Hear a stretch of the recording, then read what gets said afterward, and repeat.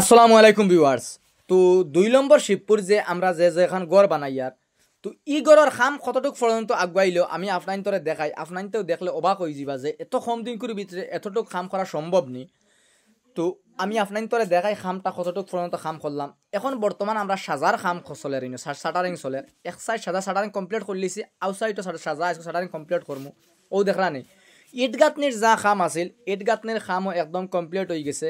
আর সাজা এখন শাটারিং করিয়া আন্ডারগ্রাউন্ড ওয়াল দিবার লাগি যে ডেইন হইতো সাজা যেখান টিন গুড়া সাজা ও সাজা দই এখানে খাম করি কেন 3 সাইড সাজা আছে। ও যে খর সাইড এই সাইডের সাজা নাই, এই সাইডে খরে দিয়ে আপনার বারিন্দা এখান হইব খরে দিয়া, এই সাইডে সাজা নাই, সাজা আছে 3 সাইডে দিয়া। আন্ডারগ্রাউন্ড যে আপনার টিন গুরবার যে ওয়াল দেবো হইতো সাজা দেখান ওখান 3 সাইডে দিয়ে আছে, সামনা সাইড 2 সাইডে দিয়ে, সামনা সাইডে আর 2 সাইডে দিয়ে আছে। ও দেখা নেই ইকানোর মানে শাটারিং কমপ্লিট করে লিছি। তো খালি সাইড মারমু আর রড বান্ধিমু লেবেল করমু বস ইকান ডালাই করে লিমু। আর গড়ের উফরে তাকি একটু আমি আপনার তোরে দেখাই রুম গেছিনটা কিলা হইছে না হইছে আমি আপনার তোরে দেখাই। একচুয়ালি আপনার তোরে অনেক ভালো লাগবো। আর এত জলদি এই খামটা আগুয়াইছে মাশাল্লাহ, আপনার তোর দোয়া আল্লাহর হুকমে আল্লাহর রহমতে বহুত জলদি এই খামটা আমরা করছি। আপনার নিশ্চয় জানেন খুব দিন হয়েছে না এই গড় ধরার। প্লাস্টারও প্রায় আধঘাস হয়ে গেছে আপনার দেখতে পাইরা।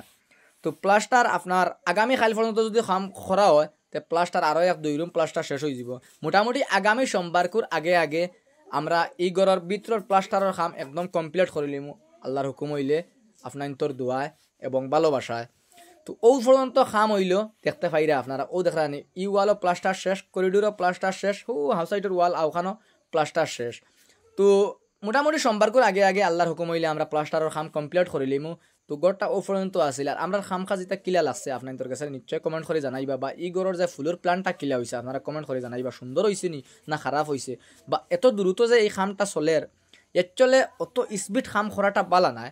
গড়র লাগে ফাঁকার খামর লাগে ফাঁকার খাম তোরা দমলই দমলই করতায়, ফাঁকার খাম দমলই দমলই করলে বালা হয় মজবুত হয়। তো এই যে মাজন যে এই মাজনের খাম মানে খুব জলদি ইমার্জেন্সি লাগে, যার কারণে আমরা ইমার্জেন্সি করিয়া দিয়া। যদি কেউ মাজনের উপরে সব মানে মাজনে যদি কই স্পিডে আমরা কাম করা লাগে তো আমি স্পিডে কাম করাইয়া দেই। মাজন হলে যদি কই না আমরা তোরা চলো হিসাবে কাম হইলেও হইব তো চলো হিসাবে কাম করি।